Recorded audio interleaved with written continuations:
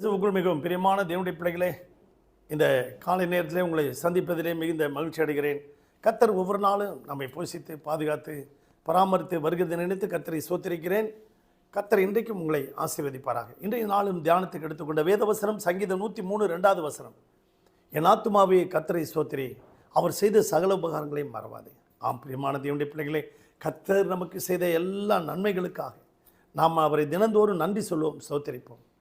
அப்படியாக சமீபத்தில் ஒரு தமிழ்நாட்டில் ஒரு தலை சிறந்த ஒரு நடிகர், அவருக்கு திரைப்பட விருது வழங்குறாங்க. டெல்லியில் திரைப்பட விருது அவர்களுக்கு வழங்கும்போது இவர் அங்கே அழைத்திருக்கிறாங்க தமிழ்நாட்டு நடிகரை. அவர் அவருக்கு என்ன விருது கொடுக்குறாங்க அப்படின்னு சொன்னால், அங்கே பார்க்கும்போது தாதா சாஹிப் பால்கே என்கிற ஒரு விருதை நம்ம இந்திய அரசாங்கம் சார்பில் அந்த திரைப்பட துறையினர் வழங்குகிறார்கள். அதை வழங்கும்போது அவர் இந்த பரிசை, இந்த வெகுமதியை நான் ஒருவருக்கு டெடிகேட் பண்ண போகிறேன் அப்படின்னு சொல்கிறார். அர்ப்பணிக்க போகிறேன், இதை கொடுக்க போகிறேன். யாருக்கென்றால் தன்னுடைய மனைவிக்கோ இல்லை, பிள்ளைகளுக்கா இல்லை, தன்னை வளர்த்து ஆளாக்கின அண்ணனா இல்லை, யாருக்கு கொடுக்க போகிறார்கள்? பல வருடங்களுக்கு முன்பாக பெங்களூரில் இவர் நடத்துனராக இருக்கும்போது, கண்டக்டராக இருக்கும்போது அவரோடு பணியாற்றிய அவர் அந்த ஓட்டுநர், அந்த ஓட்டுநருக்கு என்னுடைய பரிசை நான் கொடுக்க போகிறேன். காரணம், நான் கஷ்டப்பட்ட நாட்களில், நான் பட்டினியாக இருந்த நாட்களில் எனக்கு உதவி செய்தார். அது மாத்திரமில்லை, எனக்கு காசு கொடுத்து, உனக்கு நடிக்கிறதுக்கு திறமை இருக்கு, நீ நேராக சென்னைக்கு போ அப்படின்னு சொல்லி எனக்கு காசு கொடுத்து சென்னைக்கு பஸ் ஏற்றி அனுப்புனார். என் வாழ்க்கையிலே மறக்க முடியாத ஒரு நண்பர்.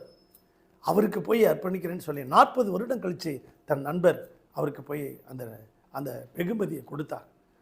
இப்போ கூட சில நாட்களுக்கு முன்பு போய் அவருடைய வேலை செஞ்ச அந்த கம்பெனியில் போய் எல்லாரையும் பார்த்துட்டு வந்தார்.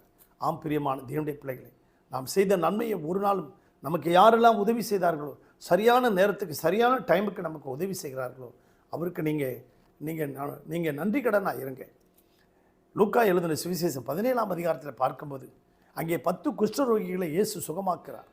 அந்த 9 பேரில் அந்த ஒருவன் மாத்திரம் இயேசுவை தேடி வந்து அவருடைய பாதத்தில் விழுந்து அவரை ஸ்தோத்தரித்து உரத்தமாய் நன்றி உரத்தமாய் ஸ்தோத்திரம் பண்ணுறான். அவருடைய பாதத்தில் விழுந்து ஸ்தோத்திரம் பண்ணுகிறான், கர்த்தரை மகிமைப்படுத்துகிறான். மற்ற 9 பேர் எங்கப்பா அப்படின்னு கேட்குறார். அவன் 9 பேரும் நன்றியை மறந்து போய்விட்டார்கள். அன்பு தேவனுடைய பிள்ளைகளே, நீங்களும் நானும் ஒவ்வொரு நாளும் ஆண்டவரே நன்றி, இயேசுவே உமக்கு நன்றின்னு சொல்லணும். உடைய கரங்களின் கிரியைகளுக்காக ஸ்தோத்திரப்பான்னு சொல்லணும். என்னை தாயின் கர்ப்பத்திலே என்னை பெற்றெடுத்தை உருவாக்கினீரே ஸ்தோத்திரம், என் அவயவங்களெல்லாம் நல்லபடியாக வச்சிருக்கீங்களே ஸ்தோத்திரம், நன்றி சொல்லுங்கள். கர்த்தர் கொடுத்தார், கர்த்தர் எடுத்தார், கர்த்தருடைய நாமத்துக்கு ஸ்தோத்திரம் என்று சொன்னான். செய்த நன்மைகளுக்காக ஸ்தோத்திரம் சொன்னான். செய்ய போகிற நன்மைகளுக்காக ஸ்தோத்திரம் சொன்னான். யோசுவாவும் யோசபாத்தும் செய்ய போகிற நன்மைகளுக்காக ஸ்தோத்திரம் பண்ணினான். குஷ்டரோகிகள் செய்த நன்மைகளுக்காக ஸ்தோத்திரம் பண்ணினான்.